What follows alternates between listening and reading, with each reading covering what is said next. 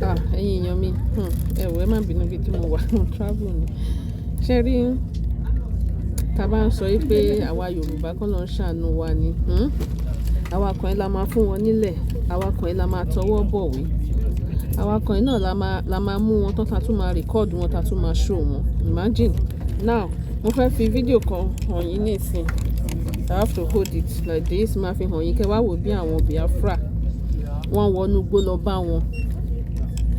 lọ bá wọn pípù yìí níbi tí wọ́n ti gàba síbẹ̀ wọ́n wọnú gbó lọ bá wọn lọ lé wọn dànù ṣùgbọ́n kí làwa máa ṣe ìwòdò kan pa àwọn ọlọ́pàá àwọn Àmọ̀tẹ́kùn gbogbo wọn kan pé wọn kan wá láwọn ò lè wọnú gbó lọ èyí máa wò ó ètèrè ẹ̀jẹ̀ ń fún ní loud mò ń bọ̀ wá. so ètèrè ṣé ẹ̀ rí wọn ẹ̀jẹ̀ máa yín dá padà sẹ́yìn díẹ̀ báyìí ṣé ẹ̀ rí wọn ṣé ẹ̀ rí ẹ má bínú àwọn èèyàn tó ń rí lẹ́yìn mi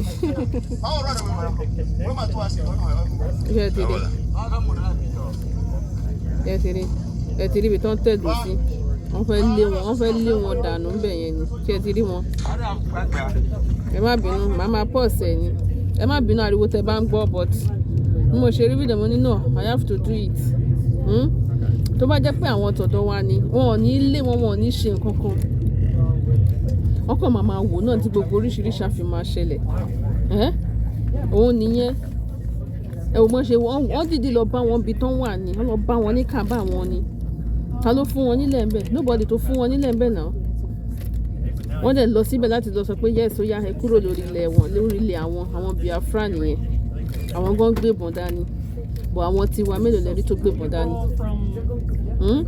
kò sí tó máa gbébọn dání gan báyìí wọ́n á ní ó lòdì sófin wọ́n á ní kò ṣe kinní kan kò ṣe gbá kan àwọn Biafra nìyí wọ́n wọnú gbó lọ bá wọn ní ìyá wọn jẹ́rìí jẹ́ pílẹ̀ ẹ̀ sí jẹ́rìí jẹ́gbọ́ Fulani camp inside forest. Security network on Bush Kobe. Yes, this is where they stay. This is their heart. jẹ́gbọ́ Fulani camp. ibi tán dúró sí nìyẹn o. The Southwest local government in the village called Bakari village now.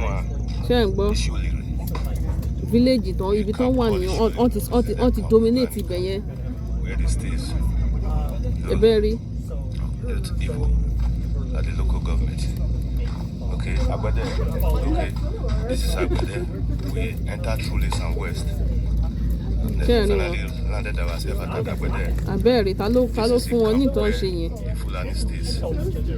Look at it. Look at it. This is where they stay. These are members of State Security Network. Member of State Security Network in their camp at Agbade houses. In Edo State, local government in Edo State. Edo State nìyẹn o. Nigeria. Agbede houses. This is where the states constitute evil. Then look at them. Look at their children. Abẹ́rẹ́ wọ́n tẹ̀ tuntun bímọ síbẹ̀. Ta ló fún wọn láàyè? Look at one of their wife, their mother. Look at it. Look at it. Ṣé ẹ rí wọn? Look at it. Look at it. The camp where the Fulanis settle down inside the forest. Ṣé ẹ rí bẹ́ẹ̀ yẹn wọ́n tún níyàwó wọ́n tún bímọ lórí ìlú nílẹ̀ tí ò ń ṣe ti yín ẹ̀ wọ́n á ṣe tán ẹ̀ wọ́n á máa wọnú ìlú ẹ̀ wọ́n á lọ máa pa wọ́n lẹ́yọ kọ̀ọ̀kan ẹ̀ rí wọn wọ́n tún bímọ mi sọ pé yóò bímọ o but wọ́n tún bímọ síbẹ̀ tí ó ṣe pọ́n ti fún yín láṣẹ láti máa gbé bẹ̀ ẹ̀ rí ọmọ ṣe mú àwọn obìnrin yẹn àtàwọn ọmọ wọn kó wọn báyìí pé kán lé wọn kúrò tí wọn bá lé wọn kúrò ńbẹ̀ yẹn nísìn ẹ̀ mọ̀ kán tó tún máa bẹ̀rẹ̀ sí ní lọ máa ṣe káàkiri. It's Agbede houses. Look at this. Look at their house. Look at their buildings. Look at their houses. They constructed by themselves. Where they live. Inside the tropical forest. Look at them. Look at them. Look at them. Abẹ́ẹ̀rí wọn oríṣiríṣi rádaràda tó bá já wọn ti wá ní ìgbà yẹn ló máa sọ pé ẹ ti ń paráàlú tó bá já wọn ti wá ní wọn ò tiẹ̀ ní ṣe nǹkan kan wá ní ẹ fi wọ́n lẹ̀ ẹ jẹ́ kán jayé wọn bẹ̀ ẹ jẹ́ tún fi hàn yín lẹ́ẹ̀kan sí because tó bá já wà ní nísìn àwa kan la máa fún wọn nílẹ̀ àwa kan la máa ní ẹ fi wọ́n lẹ̀ oríṣiríṣi now ẹ jẹ́ n fi hàn yín lẹ́ẹ̀kan sí kẹ́yìn náà rí kẹ́ ẹ wò ó ìjà òun làwọn gan tó fẹ́ dìde báyìí ṣé ẹ̀ ń rí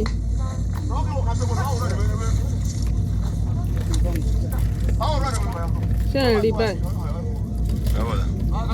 ṣé ẹ̀ ń rí ta ló fún wọn lẹ̀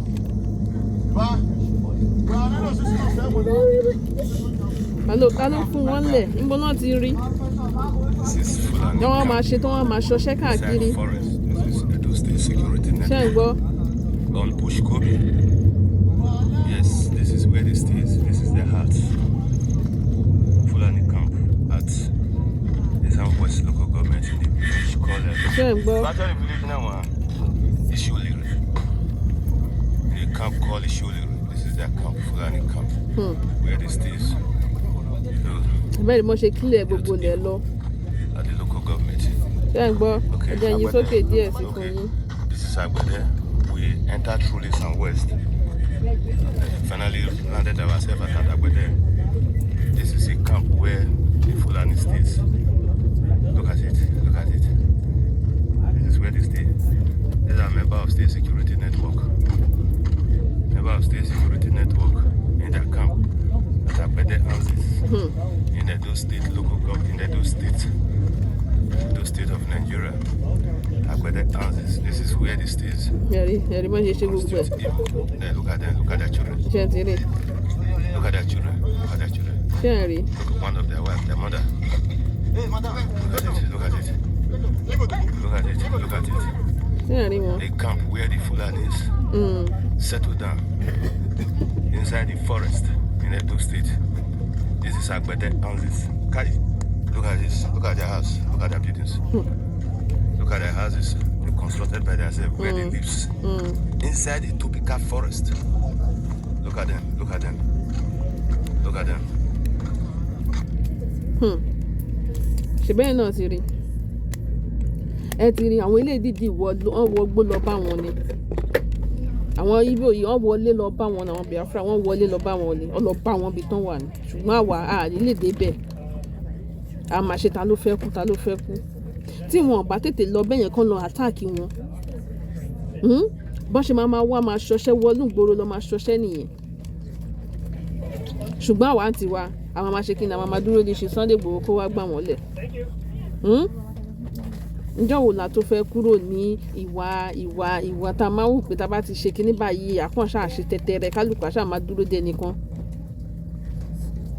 ìjọ́ wo làwa gan tó fẹ́ kọ́ ọmọ ogun jọ táwọn gan máa ṣòro kan báyìí pé nǹkan báyìí ẹwù kan tó báyìí tó ń ṣẹlẹ̀ lọ́dọ̀ wa náà àwa náà ti lé wọn kúrò tẹ bá sì ṣó ilé pé ya ẹ lé wọn kúrò wọ́n rí yín tẹ lé wọn kúrò yeah it's good but kì í ṣe pé kẹ wá mú wọn kẹ́yìn náà wá mú wọn tọ́kẹ̀ tí wọ́n máa ṣó wọn náà yẹ kọ́ là ń sọ àlẹ́yìn náà ẹ lọ lé wọn báwọn ilé náà ṣe báwọn Biafra ṣe lé wọn kúrò yìí kẹ́yìn náà ẹ lọ lé wọn kúrò ńbẹ̀ kẹ́yìn náà bá lé wọn kúrò ńbẹ̀ kẹ́yìn náà wọ́n á rìkọ́dù pé ẹ ti lé àwọn kan kúrò ńbẹ̀ níbi tán dúró sí ìyẹn là ń sọ kì í ṣe pé kẹ́ máa rìkọ́dù wọn tẹ́ bá ti mú wọn wọ́n á pa yín lọ rẹ́rẹ́rẹ́rẹ́rẹ́ ẹ̀ wá padà mú wọn tán ẹ̀ tún wá máa rìkọ́dù ṣẹ́yìn mọ̀ pọ́n náà gan ló fún yín rí ló jẹ́ kẹ́ ẹ rí wọn mú ni. Anyway mi ò ní lè sọ̀rọ̀ púpọ̀ bí báyìí ṣé ti rí ẹ jẹ́ káwa náà dìde káwa náà gbalẹ̀ wa lọ́wọ́ àwọn ẹni ibi yìí ká gbalẹ̀ wa lọ́wọ́ àwọn ẹni ibi yìí tí wọ́n ń pa wá jayé ó mà ṣe o ó dàbọ̀.